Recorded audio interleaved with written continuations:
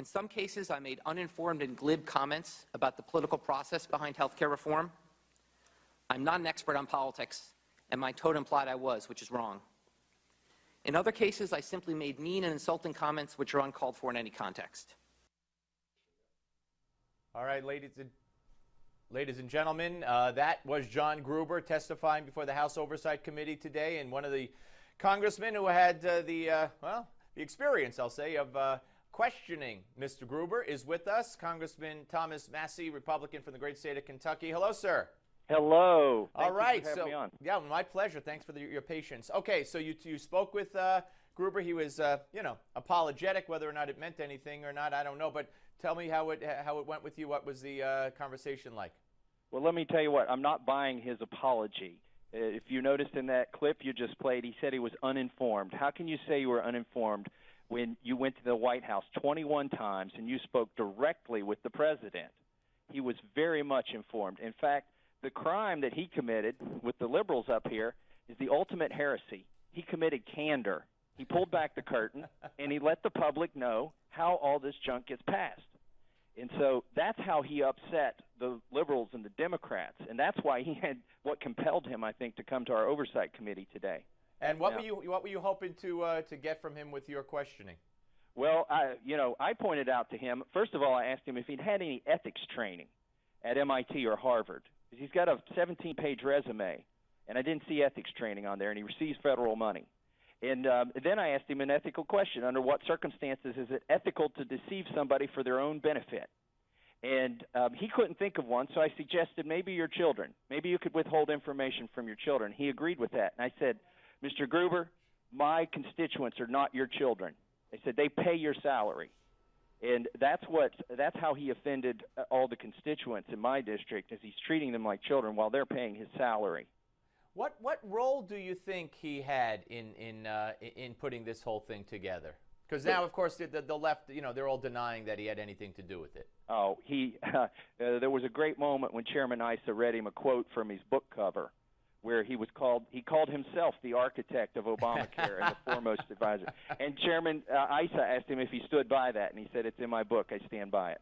Look, his direct role was to control health care costs, and that's why, with my line of questioning, I focused on a 1997 paper that he was co-author of that said that abortion legalization saves money, it saves welfare, and it improves the conditions of those who are not aborted.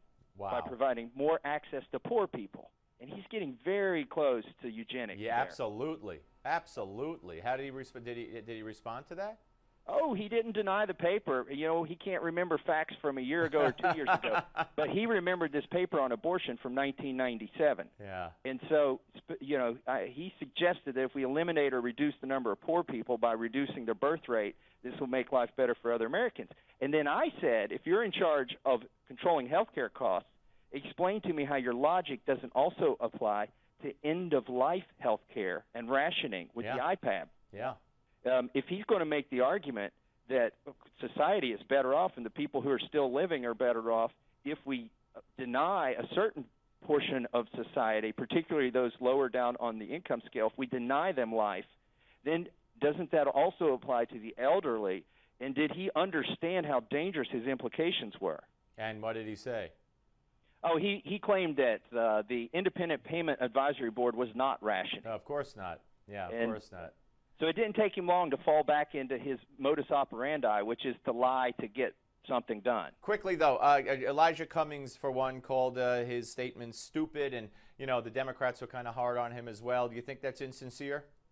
It is insincere. I went to MIT as well as Jonathan Gruber. I hate to admit that. But Jonathan Gruber is not stupid, and he didn't make stupid comments. He committed candor. And that's why the Democrats, including Ranking Member Cummings, are so mad at him. Yeah. He said what they were all thinking. That's the ultimate heresy up here. And that much has been shown in this hearing. Listen, Congressman, great talking to you, sir. Thank you very much. Appreciate it, and good job on the committee today. Thank you. Have a great day. You too. Congressman Thomas Massie, ladies and gentlemen, who grilled Gruber. He grilled Gruber. How do you like that one? All right, we'll be back with retired NYPD Detective Harry Houck after this break. But first, when Iraqi President Saddam Hussein invaded Kuwait in August of 1990, President George H.W. Bush, well, he was on the move. Here's this hour's American Moment.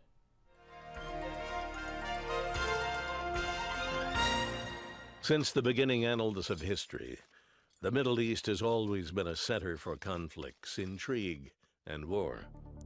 So it was again on August 2nd, 1990, when Iraq's then President Saddam Hussein ordered his armies to invade Kuwait. His objective? The oil-rich fields of Rumalia. It took 5 months of failed negotiations before the United States and its European and Arab allies abandoned their diplomatic efforts and initiated military actions against the invading Iraqi forces. On the evening of January 16, 1991, President George Herbert Walker Bush addressed the nation. Just 2 hours ago, Allied air forces began an attack on military targets in Iraq and Kuwait. These attacks continue as I speak. The largest Allied coalition since World War II was amassed under the command of General Norman Schwarzkopf. Known as Stormin' Norman, he led over 500,000 troops with military forces primarily from the United States, Britain, and Saudi Arabia, along with logistical and financial support from an additional 31 nations. President Bush was quick to make known the Allies' clear and limited objectives.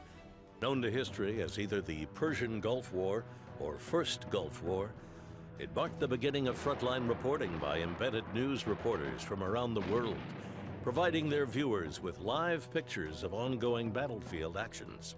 Anticipating the Arab nations opposing him would refuse to fight alongside their archenemy, the Israelis, Hussein launched Scud missile attacks against Israel, hoping to draw them into the conflict. But the U.S. quickly deployed to Israel the new Patriot missile interceptors, which for the first time were used successfully on the battlefield. In the end, Israel stood back. Within 100 hours of the ground forces launching their assault, the war was over. But not before Saddam Hussein had ordered the destruction of the very oil fields he sought. 1 week following the cessation of fighting, President George Herbert Walker Bush addresses Congress and the nation. As president, I can report to the nation, aggression is defeated, the war is over.